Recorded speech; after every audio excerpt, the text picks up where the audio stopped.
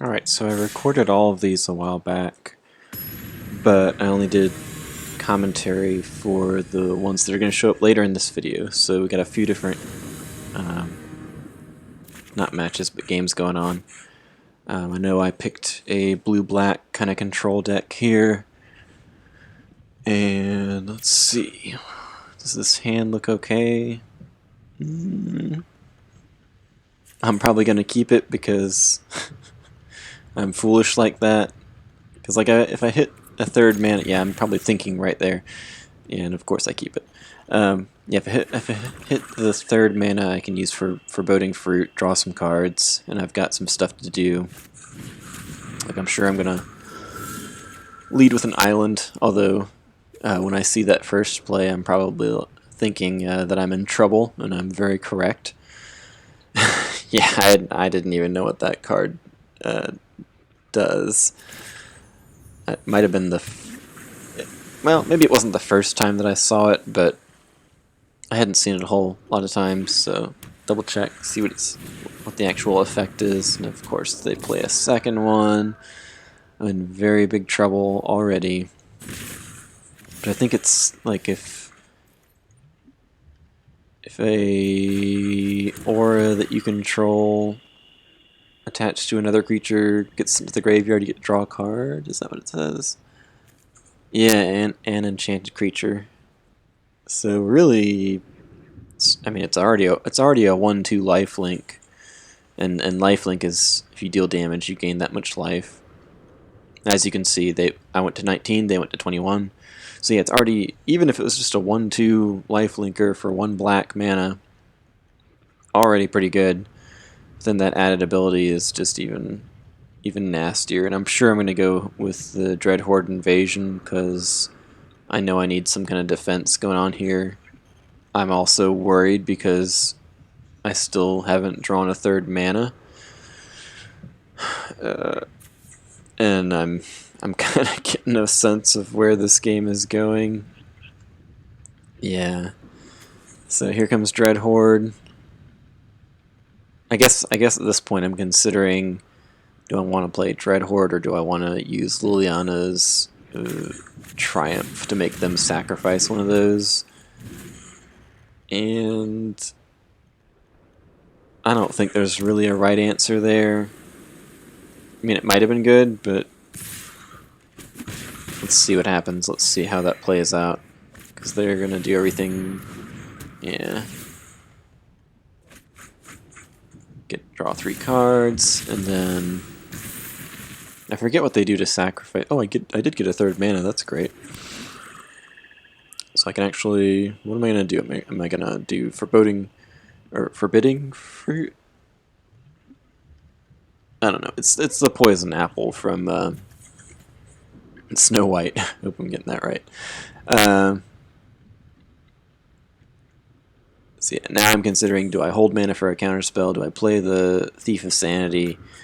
Do I? Oh well, yeah. I could just attack through and play Spawn of Mayhem. That's a pretty big threat. I don't know.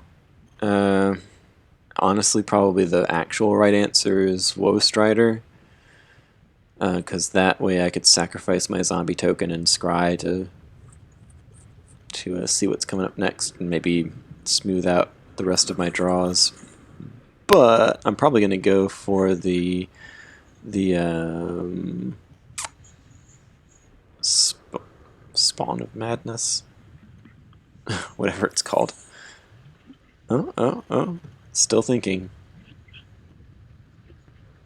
You'll notice that my companion, which I just so conveniently hovered over, is I could just play it. The new rules, you have to pay 3 mana to get it in your hand, but at this point, you could just play your companions.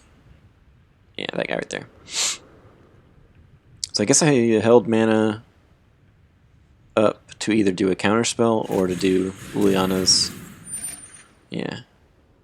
Am I going to counter that? I feel like I'm going to counter that, right?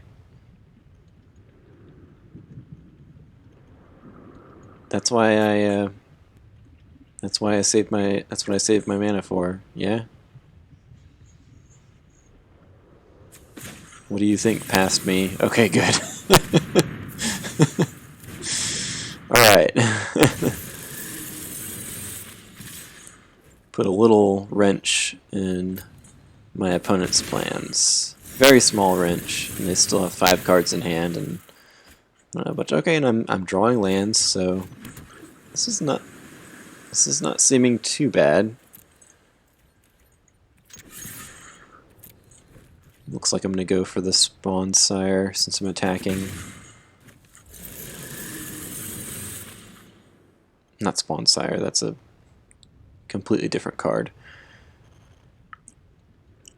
I still have a lot of different options, none of which are clearly right or wrong.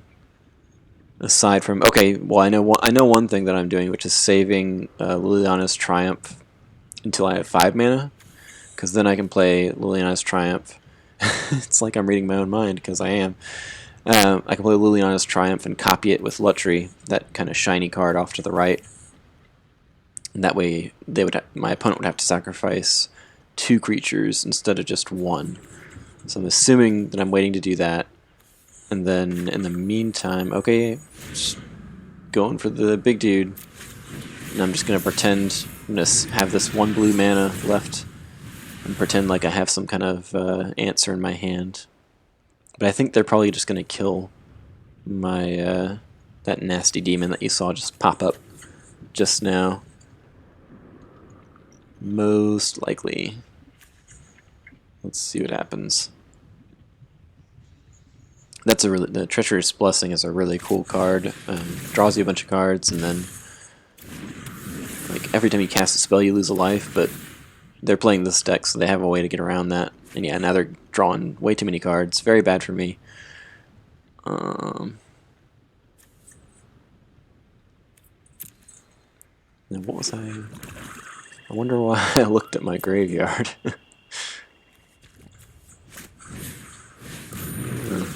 Oh, well, okay, cool. They're banishing my demon. Very good. Hitting me again. I'm already down to 11, and they're up to 22. And now I'm down to 10 from my own card. Oh, but this is good. So there's... I mean... I feel like I'd be kind of crazy not to double Liliana's Triumph them at this point. Yeah. Which seems really good. But, oh, I think my mouse is malfunctioning. I can't play the card. It's definitely happening. Alright, there it goes. Thankfully that didn't completely mess me up and like glitch out, and yeah, that would have been sad. But now I get rid of both of their Eidolons. I think that's what those are called. Very satisfying. But still, they do have 6 cards. It's still very... It still feels very steep. I don't think I win this one. Yeah. Power 2 or less. Oh, so they couldn't take out Lutri. Lutri is too strong for that saga there. I'm amused that they're taking so many hits from the Treacherous Blessing that usually this sort of deck has a way to get rid of the blessing. Oh, I'm kind of I'm like almost in trouble just from my own enchantment there, really. What should I have done instead of that? I don't feel like I had really great options there, sadly.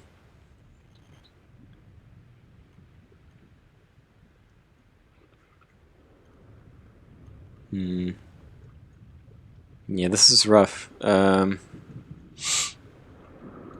they get a flyer, and they also have the harpy there.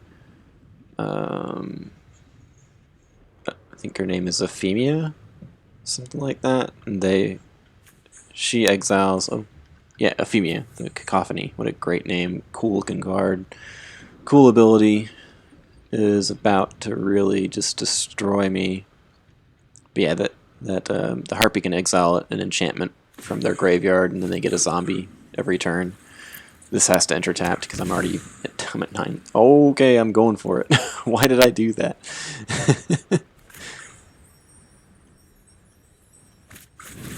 Okay, that's fair. I'm playing both of these. Okay. That makes sense. I'm going the aggressive route with this move. And now I'm probably going to attack with Lutry. Plus I do have... Okay, so the Thief of Sanity can block Ephemia.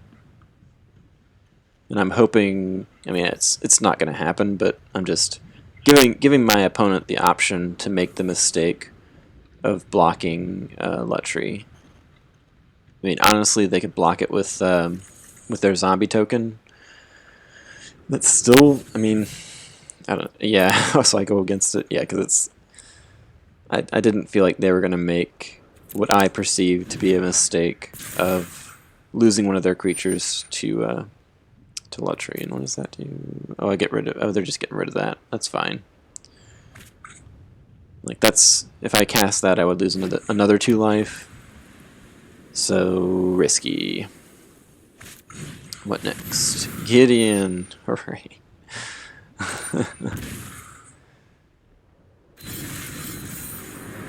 I march into battle as your Yeah, champion. that is not what I want to see right now. Gideon's, I don't know, not an immediate presence on the battlefield, but definitely not something to be ignored. Now Ephemia is indestructible for this turn, I think.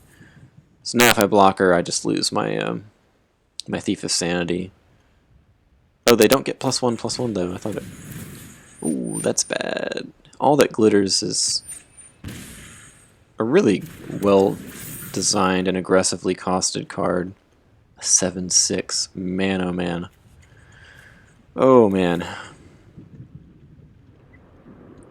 Yeah. Yeah, that enchantment they just cast on Ephemia, she now gets +1/+1 for each artifact and enchantment on the field. So 1, 2, 3, 4, 5. Yep, 5 is exactly right. And I'm blocking anyway because that would kill me, which is really unfortunate. It would have been great to steal some stuff off the top of my opponent's deck. That's what the Thief of Sanity does. If it deals damage to your opponent, you get look at the top 3 cards of their deck, and they lose all of them, but you get to use one when you want it. Oh, that's good. So yeah, I blocked and sacrificed it so I can scry. I mean, so the card that I kept on top is good, but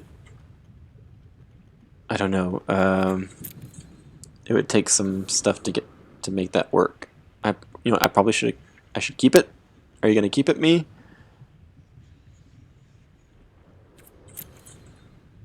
Yeah, I think you do.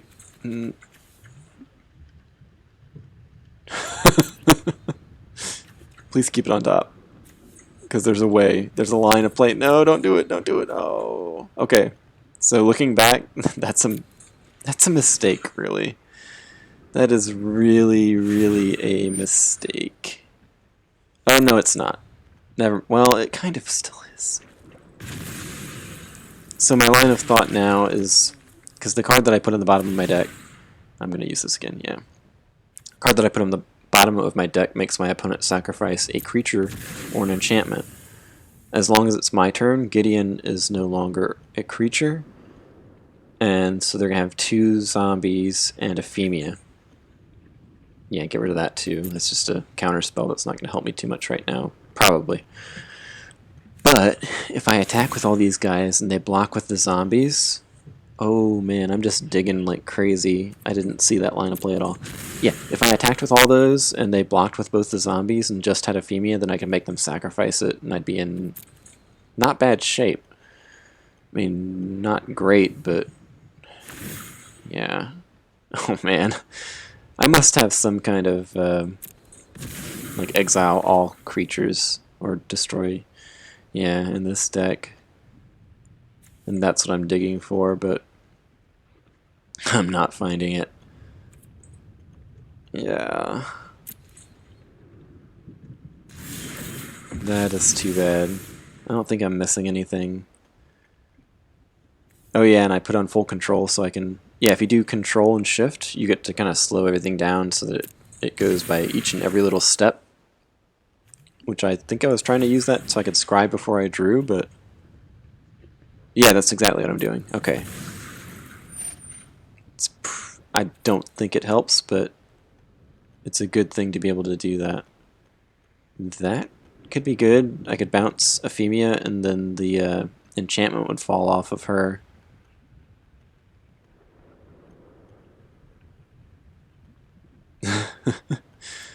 um, yeah, so I leave that one on top. I really should have just stuck with the first one because I think I could have. I think I could have made that work. They might have just let everything through, but that honestly seems like one of the best options.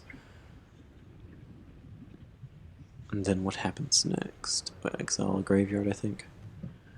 Looking at the little steps in that Saga card off to the, like the one right below Gideon. Sagas just have different little steps, and they have effects at each one of those steps, and you just go down the list one by one each turn. They're pretty cool.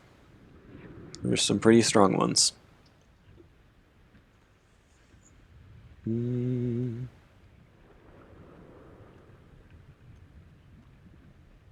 I guess I'm probably going to wait and pass to their turn, and yeah. But Gideon comes out again. That's the real problem. Oh, and there goes my graveyard. Not a huge deal, but like that would have the Woe Strider there. You can cast it from your graveyard. You just gotta get rid of some other cards from your graveyard. And that's where, yeah, bounce Euphemia.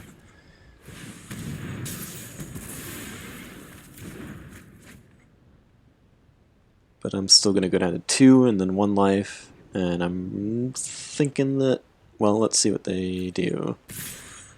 Yep, just attack with everything. Okay, I have to.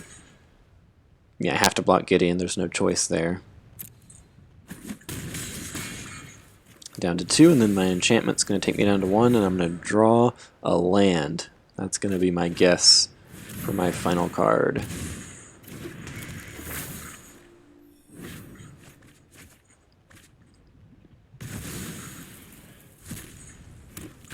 If I get a final card. Okay, cool.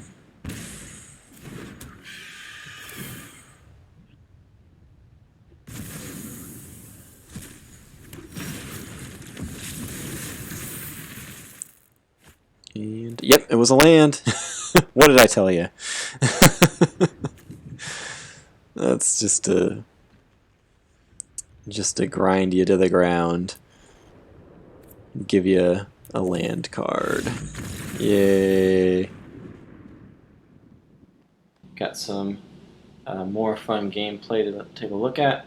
Well, anticipating fun gameplay. We'll see what actually happens. I'm going to be playing actually a fungus deck against Frosty here today. So let's jump right in. See what happens.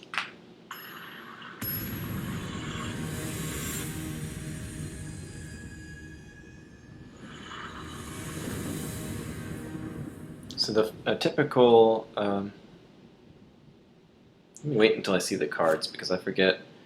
The fungus deck makes a lot of tokens, and then maybe sacrifices those tokens. Yeah, Saproling tokens, just kind of like magics. You can see the picture of it there. Very, very colorful, very, very much fungusy. And then the kind of the leader of the deck is Slimefoot here.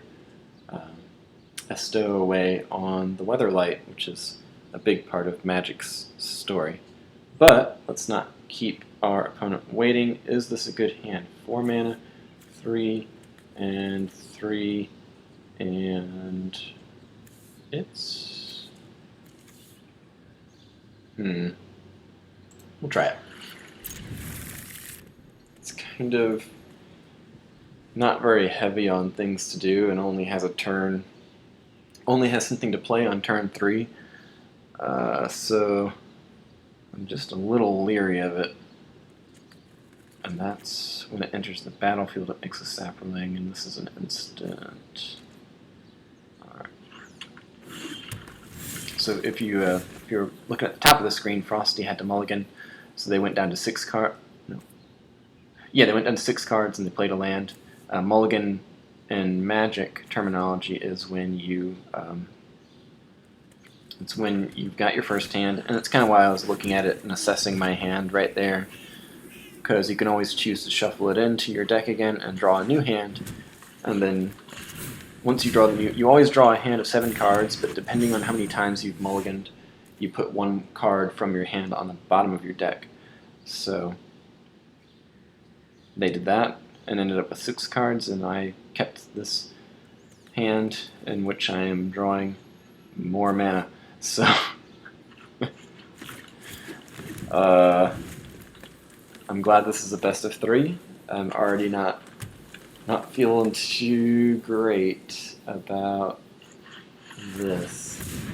Mutating and getting lands, and this deck, I'm not sure how much removal it has. And when I say removal in Magic, this means that it's stuff that can get rid of my opponent's creatures, which in this case I am very much wanting to do. This is, I guess it's not a huge threat, but it's not small, and they played something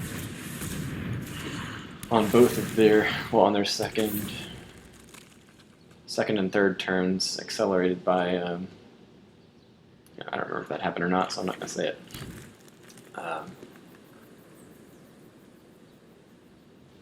Wait, does the mutate cost? I guess the mutation must cost less than, so that's probably what happened. They paid 3 for them. And mutate is you put one creature over top of another, and then they kind of combine. It's kind of crazy. Well, okay. Does this have Death Touch? It does have Death Touch. Good.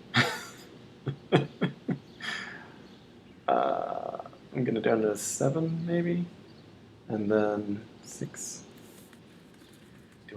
Should I block or not?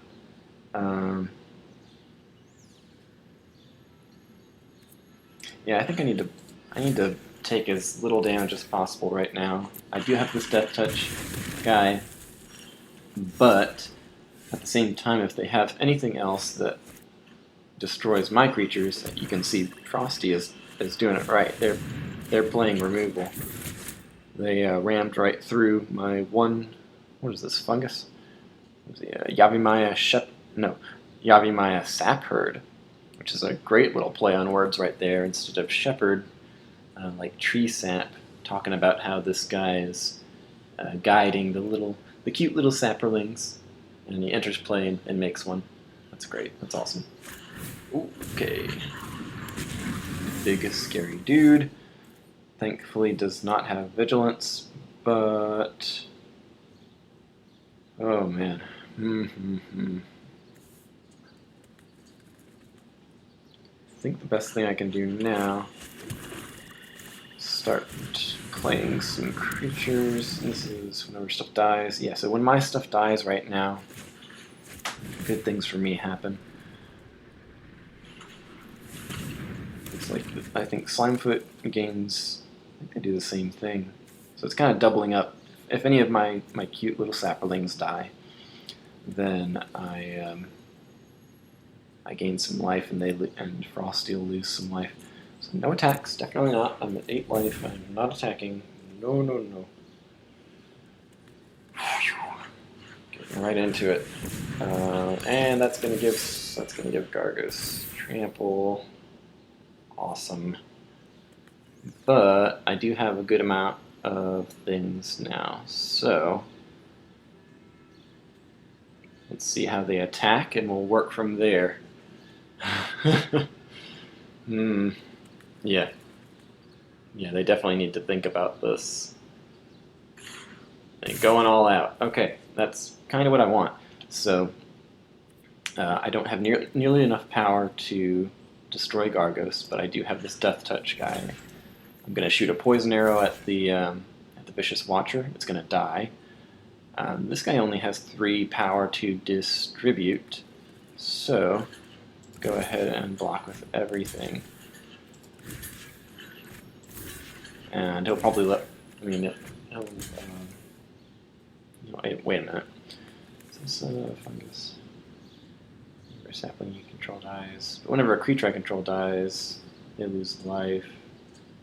And currently, I'm going to take 5 damage. You know what? I wonder if I should maybe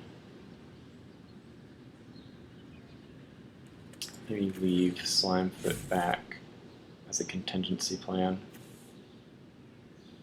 Then I'm going to take 1 damage from Trample here. Let's see how this goes. They might very well have this last card be like +3/+3 or +4/+4, and I'll be out of luck, but we'll see how this goes. So like, yeah, 2 life. Yeah. And here come the triggers. Yeah. Yeah. Excellent. Oh, man. So I drew into the Slimefoot. I should have... I should have blocked... you know what, I shouldn't have, but I didn't know that. You can make a sapling for 4, but I've got this that makes 3. And now that okay, so now I know that I can sacrifice Slimefoot, so we're going to go ahead and pass, because all of our stuff we can do on the opponent's turn. Let's see how this works.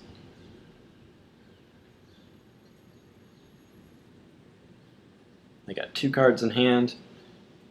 Hopefully they're both forests. Oh, come on now, man.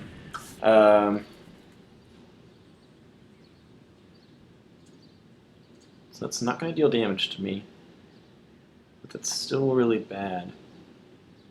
And I'm at 4 life. 4 life. Ah, man. So my thought here is, can I survive that 3 minus? These both have... Oh, they don't both have trample.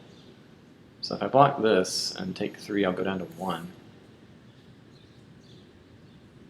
Because I want to gain the life, or... Yeah, I want to gain the life off of Slimefoot if I can. So, let's see what happens.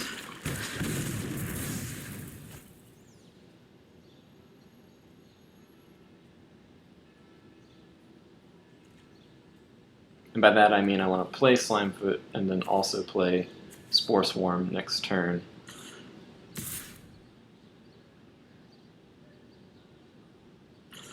Yeah, attack with both. This guy doesn't have trample, so that's my only real option here, and I'm down to 1 now, which is alright. If they were playing a red deck, then I'd be more afraid right now. As it stands, I can hang on for a little bit longer before I die.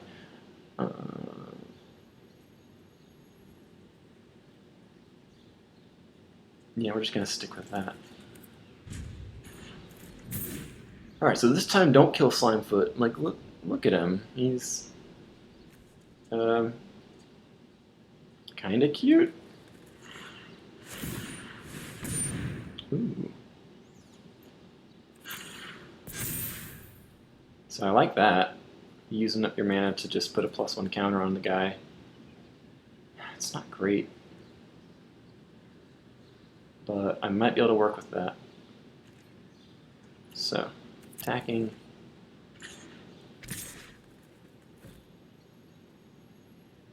Yep. And so here comes the Spore Swarm, which is going to give me 5 power, which is enough to take out the Migratory Great Horn. horn. Ooh. I think with triggers this will still work. Well, you know what? I haven't done the math yet, but I just have to figure that out.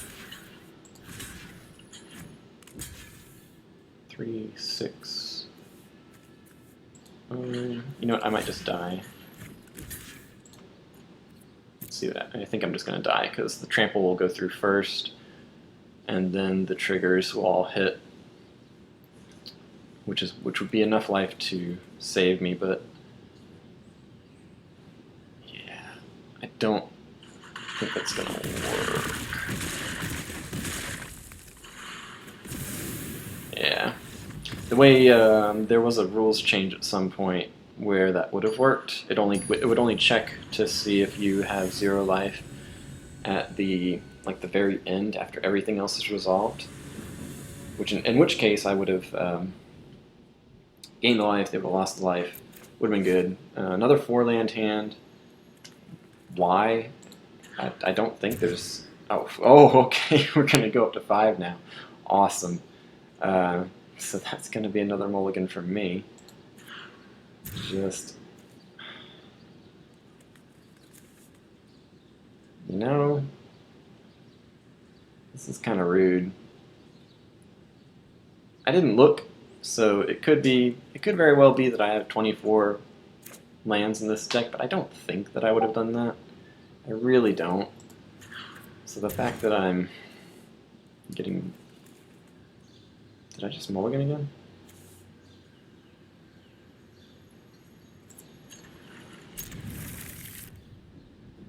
Oh dear lord.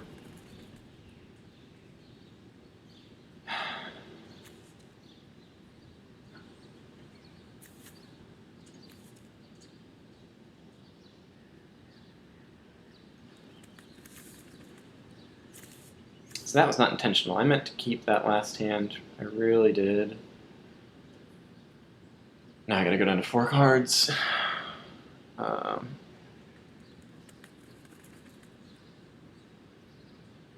Which is really bad. I'm kind of in disbelief right now. Oh man, come on.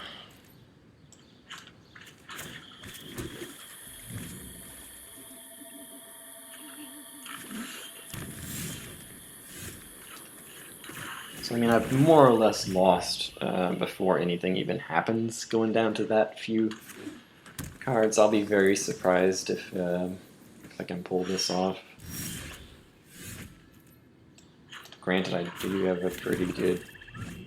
I have some good stuff in hand, but I still don't really see it working. Yeah.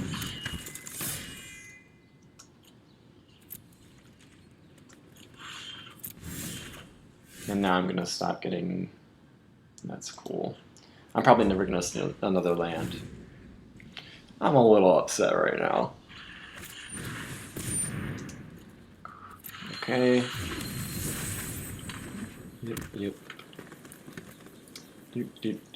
Time to take 3 damage.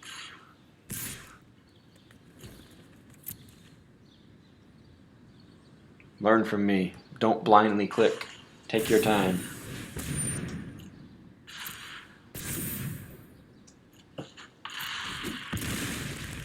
And that goes for a lot of things. Okay. Got something we can play, at least. Hey. Yeah.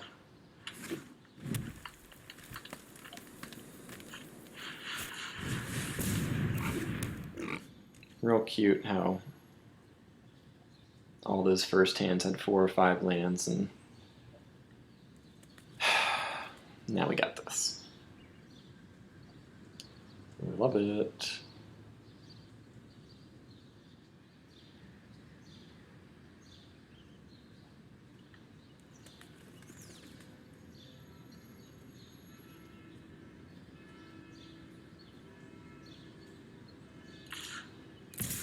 Alright, so they are attack. Nope. Probably not going to attack. Probably not because... Of course. Of course not. I mean, I'll see land next turn, maybe when this guy kills all of my creatures. All creatures that will block it do so. Yeah. Yep.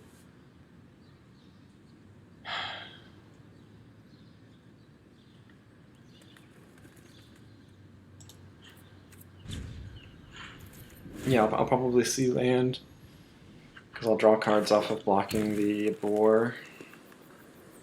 Doesn't really matter. Like, I'm just so far behind right now. I don't see it, and it's getting worse. It's just getting worse. Yeah.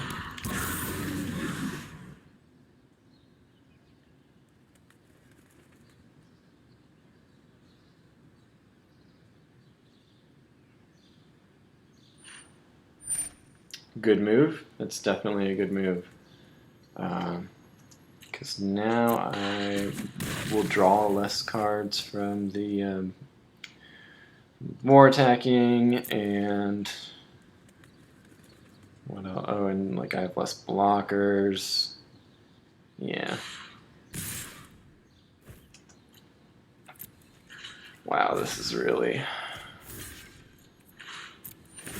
disappointing. And I didn't even draw land. Wow.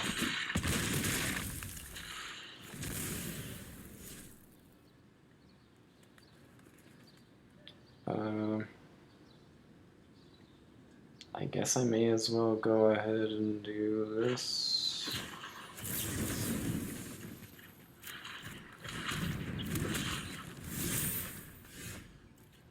Wow. So yeah, as predicted, only ever saw 3 lands. I lose next turn, just about.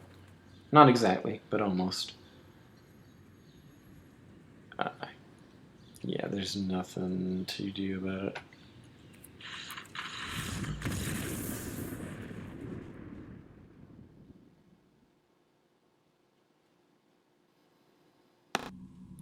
Okay, so for this game and this highlight, we're going to be playing an amass deck. And an amass deck in Magic is a fairly new thing from the War of the Spark set. And the amass mechanic is basically taking one zombie token and adding more +1 counters to it. It's meant to represent the buildup of kind of the forces of evil in game, but they turned it into a mechanic. You'll kind of see what it looks like. It's an interesting thing, and the token itself is called a zombie army token. So for each +1 counter on it is represents like the growing army. Just message real quick.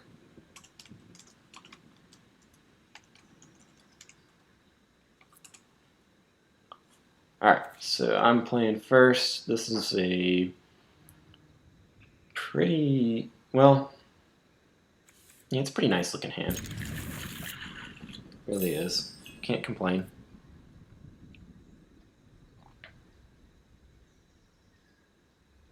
Yeah, you gotta grow the army, and there's all sorts of cards that can play with that, like since it's using +1/+1 counters, which is a very common Magic mechanic.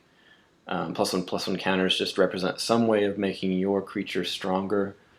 So actually, now that I think about it, using the counters to represent individual pieces and units of an army is pretty novel. Because usually the +1 counters are like, oh, you added armor, or you added some kind of magic that makes this one creature stronger. But in this case, it is literally your army of skeletons has one more friendly skeleton in it. So, and like this contentious plan card right here, proliferate. You can add counters onto anything you have. In this case, +1/+1 counters usually. but it also draws a card. I just used it to have something to play right away. But yeah, this one's great, and that sort of is a great image too of the invading zombies. How do I want to do this? I want to get that Dreadhorde invasion out.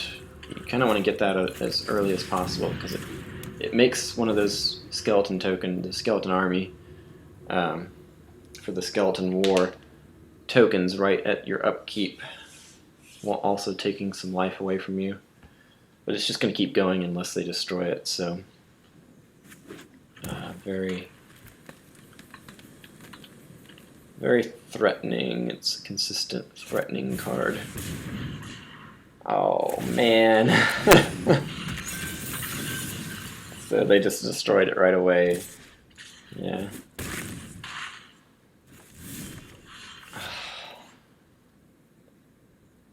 And this is where my plan falls to pieces. Oh, what do I do now? Oh, what do I do? If I play that, they'll probably attack it and take it out. I know I'm playing a land. I guess I'll play this. And a fair amount of cards in this deck it comes into play, you amass an army. So the intent of this is to play this, have the army established, play Angrath next turn. His ability is to amass 2. And then I'll have something that can face off against this Gem Razor. Hopefully. Nothing bad happens, but making bad things happen for your opponent is the name of the game, and there we have some bad stuff. So they're doing good. Yikes. Okay, we got another gem. We got another Dreadhorde Twins. We got land. If I play that, I can't play anything else. So I guess I'll go ahead and do this again. I mean, play another Dreadhorde Twins, because that'll serve the same purpose as Angrath, plus getting me another creature. This is still bad, though, because like part of this Dreadhorde invasion, see how it says whenever a zombie power 6 or greater attacks gains lifelink, that's, you're losing a bunch of life, but then you gain it back with the giant zombie token is the idea, of course.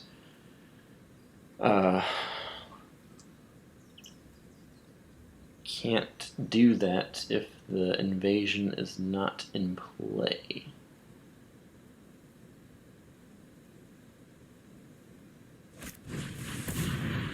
Okay, that's fine. We're going to get some more land, mutate that elf into a beast. Yeah, it is just a beast. Those are some big horns. Oh, and they are attacking. So since they're attacking, that probably means that this last card in their hand is some form of pump spell to make their creatures stronger. If I don't block, I just die, though. So, I mean, I can at least block here, and that one doesn't have trample. So let's see how that goes.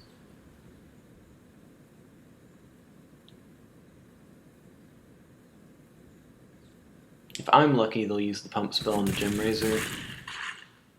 They didn't do it, though. Like, that would be good for me, because then I don't have to worry about it later. Oh, well, that helps a lot. Murderous Rider is from the Fairy Tale set, where you've got these cards kind of split into two. You got your adventure spell, and then the creature itself. This one destroys a creature. So with that said, let's... how do we want to do this? Still super low on life. I really would have rather this been a land, because that loses me life too. That's not good. I'm just gonna lose.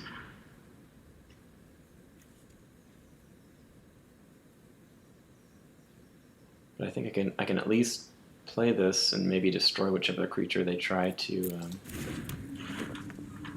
mess me up with. So we're gonna pass, and we're gonna see what happens. Maybe I won't die. I'm skeptical, honestly.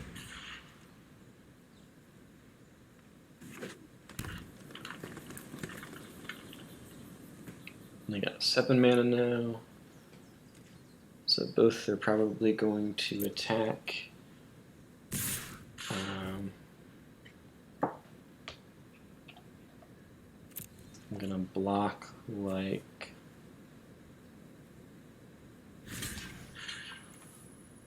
I think I'm gonna block like this, actually, just because if they're trying to win, they're gonna pump up the Gem Razor.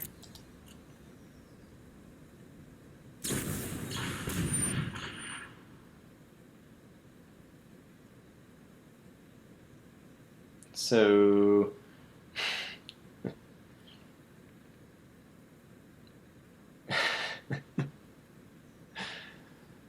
this puts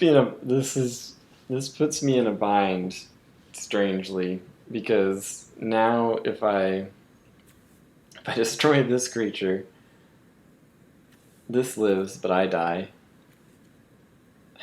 And now my skeleton is going to die. I mean, there's really... I don't have a choice. I have to use the Swift End on the Gem Razor. And I won't lose as much life, but I do lose my... this is actually a fine result. Now I technically have 6 mana. I guess I should just do this Manticore. As long as they don't get, like... Well, I don't even know what they could get, honestly, at this point, that could kill me. I think there's some green... No, I don't think they... Like, I was going to say that there's some green spells that it's just like, target creature deals damage equal to its power to target player. But I think they avoid doing that because that's really close to direct damage, which is not... That's red. The color red would do direct damage. So I'm going to just do Contentious Plan. This is counter target spell unless they pay 2. So yeah, we're just going to do... Well, we'll see what we draw as well. But it'll probably just be that. Well, I did draw a land, which doesn't really matter. And let's go to combat, and it's going to be... kind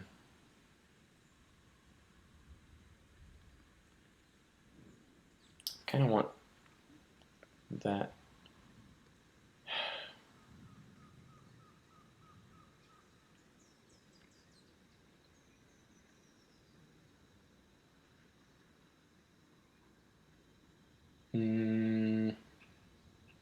They probably don't want to lose their creature, so we'll do the army of skeletons coming at them.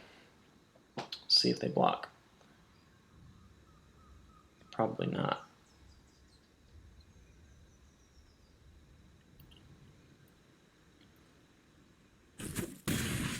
Yeah. So I can start going on the offensive a little bit now. Do I want to... I mean, I probably can't even counter their spells right now. They have 7 mana. Like, my dilemma now is, do I play the Murderous Rider, or do I leave mana open for Crush Descent? And I think I'm just going to end the turns, and just in case. If they play a giant creature that costs 6 mana, then I have a chance to counter it, but... Well, there's Ram Through.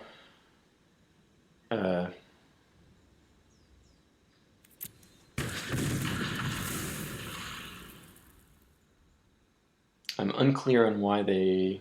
I mean, yes, it does kill it. Okay. Now I've got 7 total available. I guess we're at a little bit of a standstill now because I can't take any more damage. If I play that, I can't play.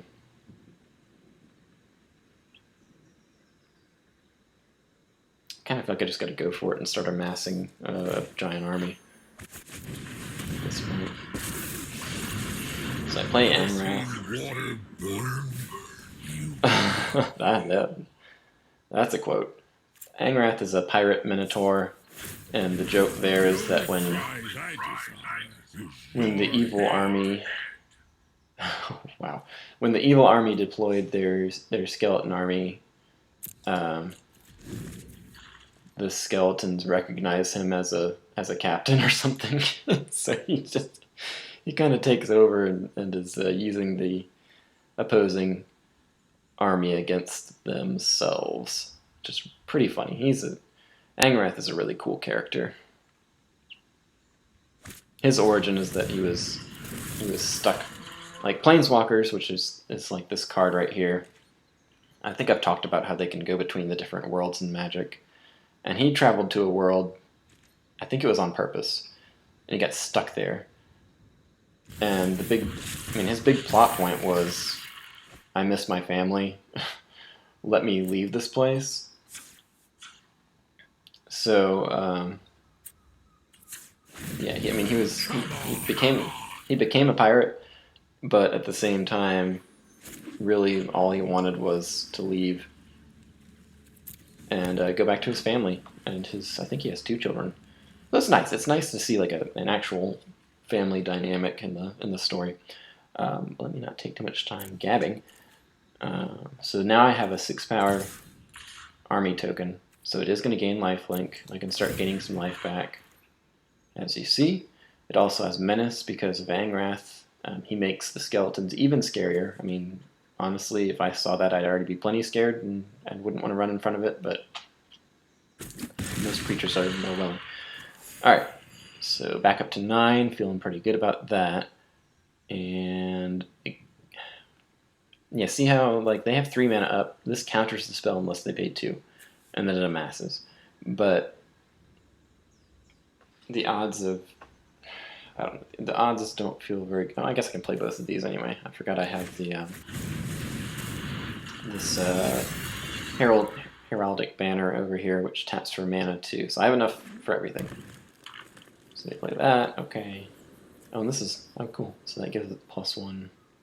This gives my black creatures +1/+0 right now, which is the only reason I was able to gain that life, and that's why this is a 3/3 instead of a 2/3. Anyways, I think I have stabilized. I thought I had stabilized, but this is exactly what I was wanting because they've tapped all their mana. I can counter that now without them having the ability to pay the 2 and save their spell. So that was unfortunate for them. Yeah.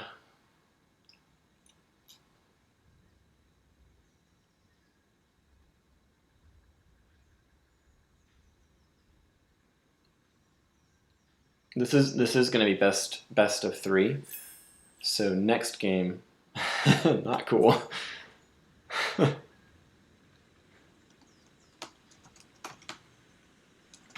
Yeah, best of 3. Leave 2 mana open next time.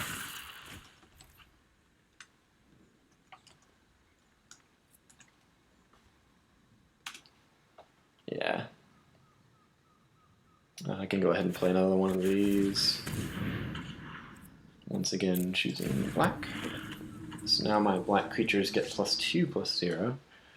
And for attackers, it's going to be both of these. Actually, I think that just wins because, yeah, I mean that had menace and that's tapped, so okay. Game 2.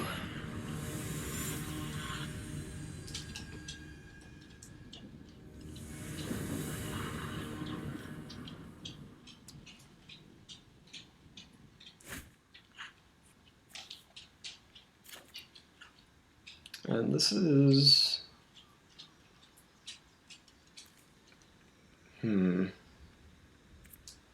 I will try it. There's no swamps, there's no black mana, and I just drew another island, but I do have this, which is going to help me. It's going to let me scry. It's going to let me scry, and it's also going to keep me guessing, because that's a good card right now. But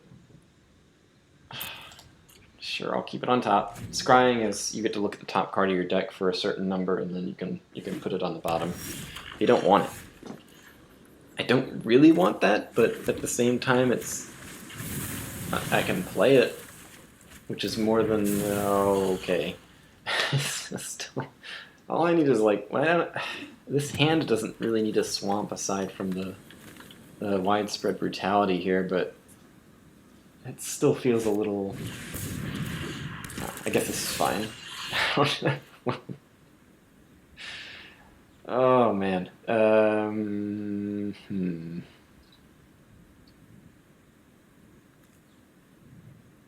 So I mean, they got that. I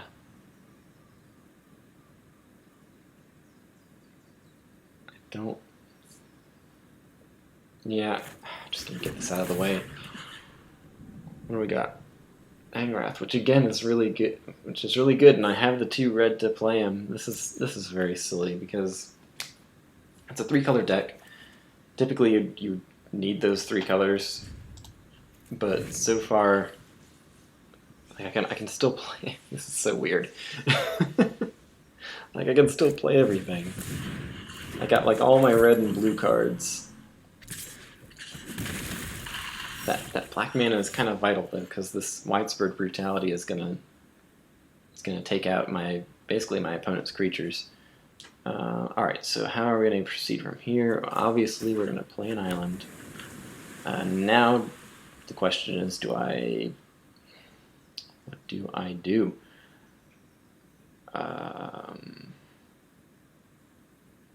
If they do Gem Razor again, then they're just gonna destroy this.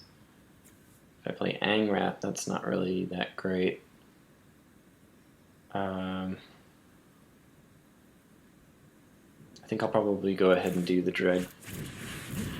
Oh, that's what the Skeleton Army is called. The Skeleton Army is called the Dread Horde. Very frightening.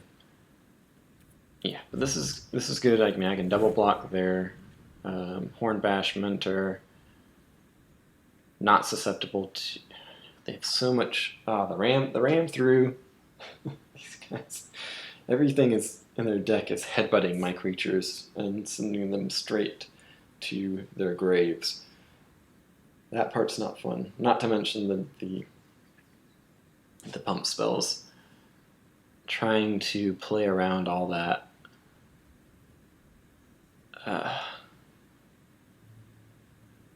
Not fun. Let's see. And there's Gem Razor. That's what I was talking about. So that's why I didn't play this this Stone Coil Serpent, because they could have mutated that. Well, I guess they could have mutated onto this elf and done that, but you can't mutate onto a human. And there's my swamp, which actually, because this amasses and then deals damage to non-army. I mean, that would wipe their board. The question is, do I want to do that yet? The answer is, I don't know. I don't know. I think I kind of want to do that. They've missed a land drop, and then they've got this druid that's adding mana. Yeah, I think I'm going to go ahead and do that. Because if they're, and it's awful but true, if they're short on mana, then getting rid of anything that produces mana is going to give me a pretty big advantage. Even if you're playing to win, your opponent might not be having fun. yeah, it's just the unfortunate. It's one of the unfortunate sides of this game. Hopefully, you're both, kind of getting a balanced hand that lets you play stuff at the very least, but you gotta press advantage when you can. Another gem raiser, okay. Interesting. Gonna do that, and I'm gonna go ahead and get this manticore. Well, oh well, yep, I guess I'm putting it out there. My hand kind of slipped. I was contemplating leaving mana open for the Crush Descent, this counter spell down here, but my hand slipped off of my touch screen and played the card, so I guess that was meant to happen. Ay, ay, ay.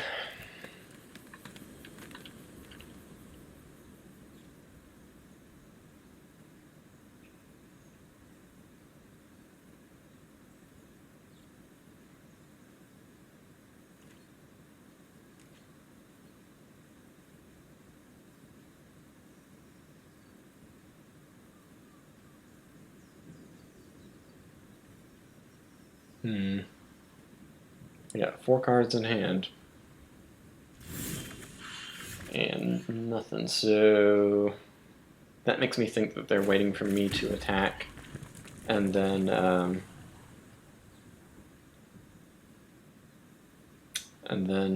use some kind of combat trick, some kind of hump spell to block. That said, I think I have enough mana to both play Angrath, which gives my guys... Oh, gives all of my creatures menace. Oh wow, I thought it... Okay, I didn't know that. I thought it just did... Yeah, that's just game then. I thought it was just the army tokens. Well, that's gross.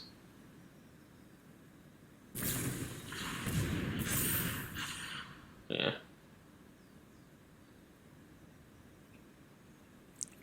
Alright, well thank you for watching. I hope you enjoyed this video. Honestly, very small series of videos. Maybe I'll record more, add commentary, put it up later. Definitely, I think I like adding commentary after the fact. Otherwise, my gameplay tends to be more mistakes. Although maybe that's just a matter of practice. Maybe I should stream. Except that I don't have the hardware for that. Not really. But yeah, hope you enjoyed it. Thanks for sticking all the way through. I know some of the games were kind of, I don't know. Not the most entertaining of all time. But yeah, tune in next time. If you want to absolutely be sure to tune in next time, then subscribe. And if I'm if you don't have too many subscriptions, you might actually see my new videos as they appear once a year. Possibly. Alright, that's enough. Later.